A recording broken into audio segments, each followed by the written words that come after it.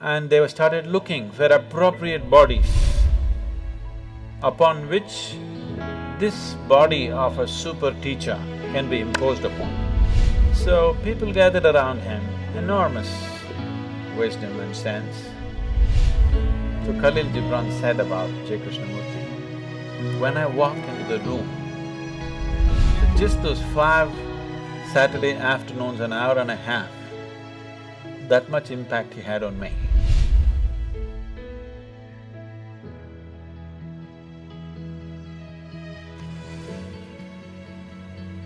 Jiddu Krishnamurti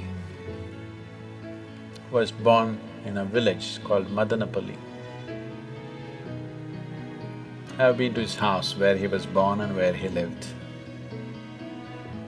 A century-old house, a cute little house, nice place. It's kept like a monument for him today.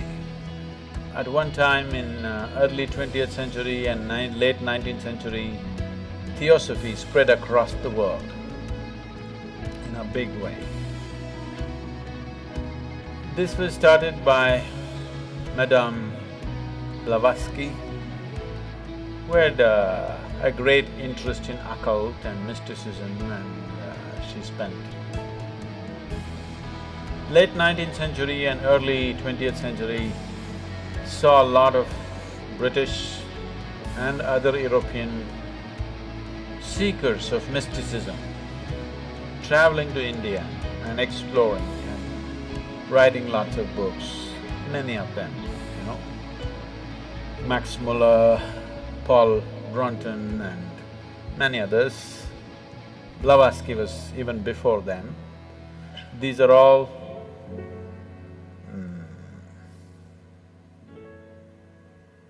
explorers of mysticism. It was, in those days, not like going to some place to learn, it was an adventure that you really have to take off on a horseback and go to a strange country, battle all kinds of things, try to meet the right kind of gurus, and it was a whole adventure. So they put themselves through all this. Madame Blavatsky traveled to all kinds of places. She went to Tibet, she went to India, and then she came down to Tamil Nadu and set up the Theosophical Society out there, which still is there. And then their dream became to produce a perfect being project. Then they unearthed this information. I don't know to what extent they went, but actually, in the yogic lore, in the tradition, there was a yogi by the name Sunira.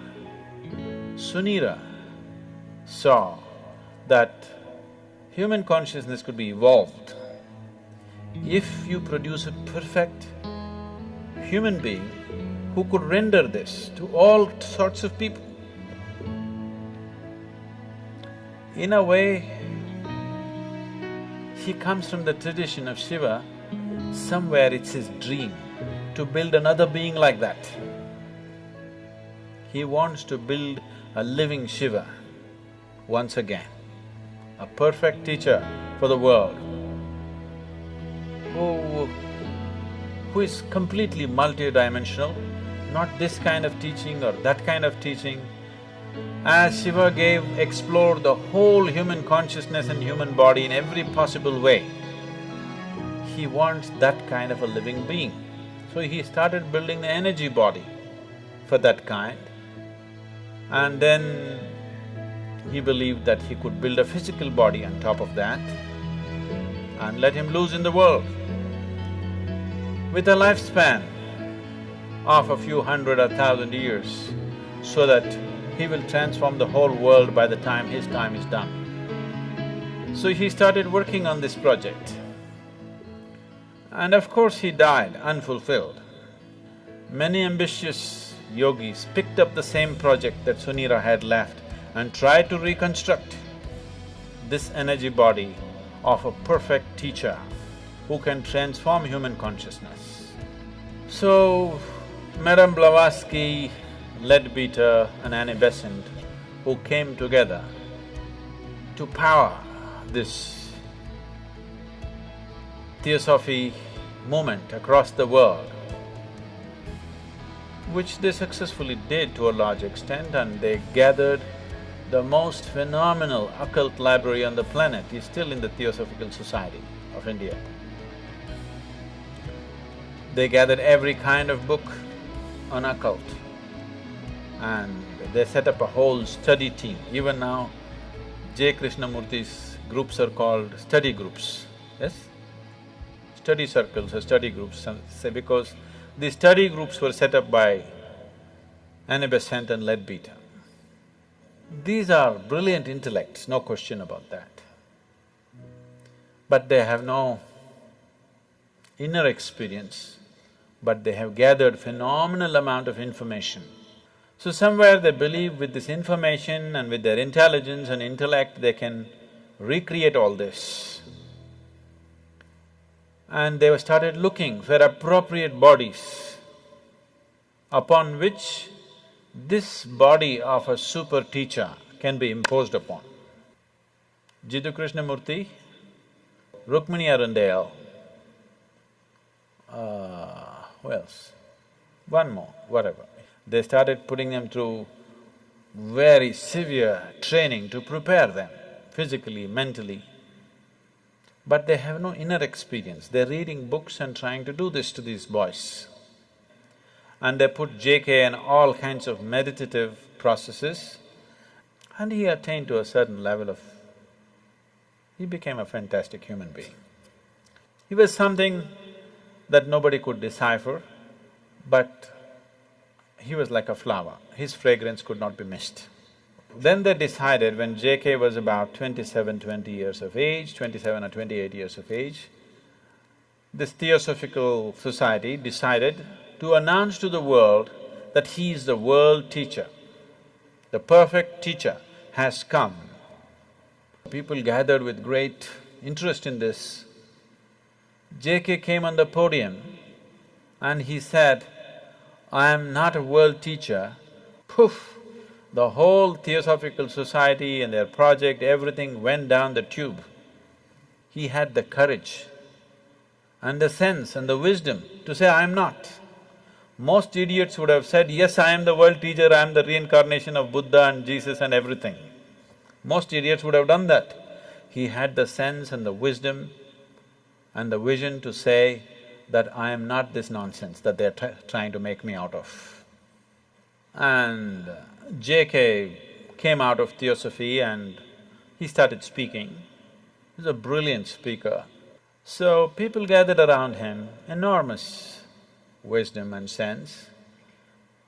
So when he spoke, people sat rapt. Quite magical, the way he speaks. You know, somebody was talking to me, when I was just 17, 18 years of age, someone was talking to me, JK study circles, it was fashionable. For all those people who think they're intellectual, you have to read JK, you have to listen to JK's audios, otherwise you're not intellectual enough. In the Indian intelligentsia, if you have not read JK, Kierkegaard and Dostoevsky, you have no brain actually. That's how it's treated. So it's like fashion. For everybody, they should have read this, whether they get it or they don't get it. You read Dostoevsky, you read Kierkegaard, you read Jiddu Krishnamurti, means you got some brain working. That's a gauge. So, people were talking, JK, he's something every Saturday afternoon, they have a study circle where they play some audio tapes and his books are there and things. Some of my friends invited me and I went. So they were playing a short video. The man was sitting like this is the first time I'm seeing him, the first time I'm listening to him. He was still alive at that time. Just the integrity of the person is spilling all over him. Just the sheer integrity of the man cannot be missed. So, I didn't do much reading, I heard a few audios and watched a few videos. I enjoyed him, but I was too wild to listen to anybody. I had no time for anything. Life was calling me all the time. So I had no time to listen to my parents or my teachers or JK or IJ or XYZ, you know. I had no time for anything, so I left the study circle and went on. Maybe I attended this for about 5 weeks, I remember very well. It was about 5 weekends I went there, every Saturday afternoon, just for about an hour and a half. They would play one half an hour video or audio, and then they'll all get into discussion and one big confusion. Because nobody around him understood what he's talking about. Because he refuses to use any method, he refuses to use any example, he refuses to use any parable, any story, any joke or anything. This is just intellectual dissection. This is called as Gnana Marga. This is pure Gnana Marga. Gnana means the way of the intellect. Out of these 7 billion people, if you find 10,000 people who have that kind of a razor-sharp intellect, who can, without any kind of context, they can go on slicing things, you will not even find I don't think you'll find 10,000. Maybe you'll find 1,000 people. And those 1,000 people may not be interested in the spiritual process, they may be trying to slice through the stock market, they may be trying to slice through something else.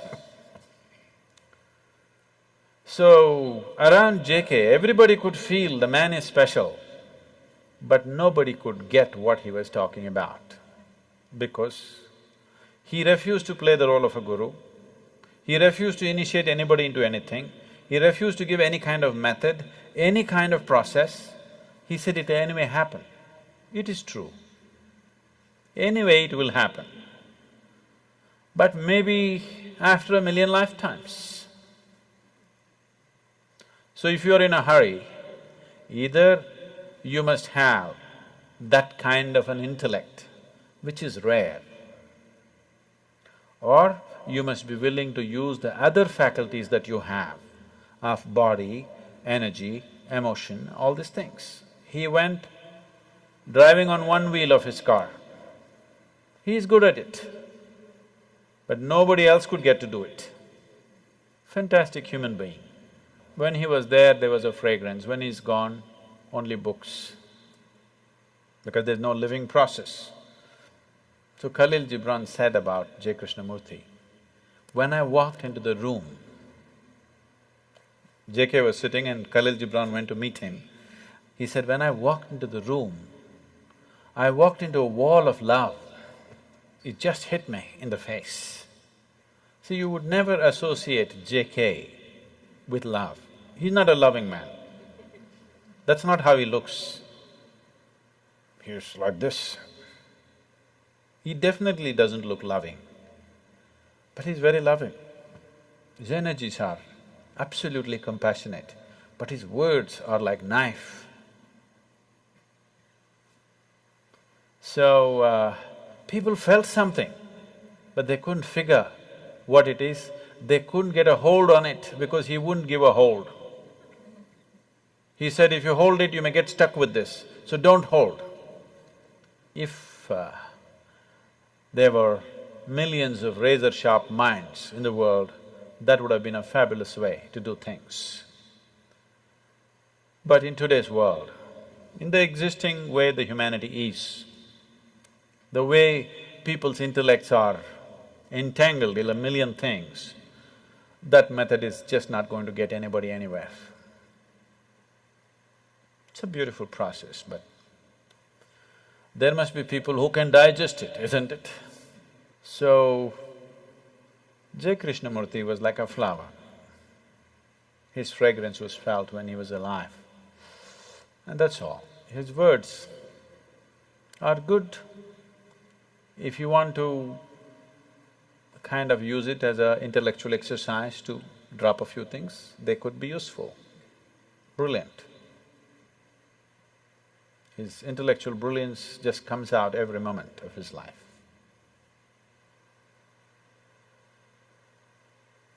He started a few schools, which are wonderful schools, which are still on. I must tell you my association with him. When I went to this, these weekends for 5 Saturdays, Saturday afternoons, an hour and a half, that's my exposure to him. And one day he spoke about education. And it really gripped me. And it really twisted me inside out because all the ideas, I had never thought of an alternative way of educating people. I was only thinking of how to dismantle all the education system in my mind. When he spoke about education, suddenly it struck me, there's another way to do this. So just this thought came to my mind. I was just maybe 17, 18, and I was living wild and I have dreams of running away somewhere.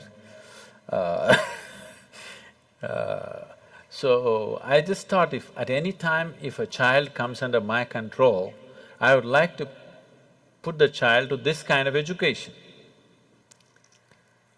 So, it just so happened, when my daughter had to go to school, when she got admission in some of the best schools in Ooty, but then it just flashed me in my mind that, okay, there's a JK school, why don't I send her there? And she went to that school and she spent 8 years studying there.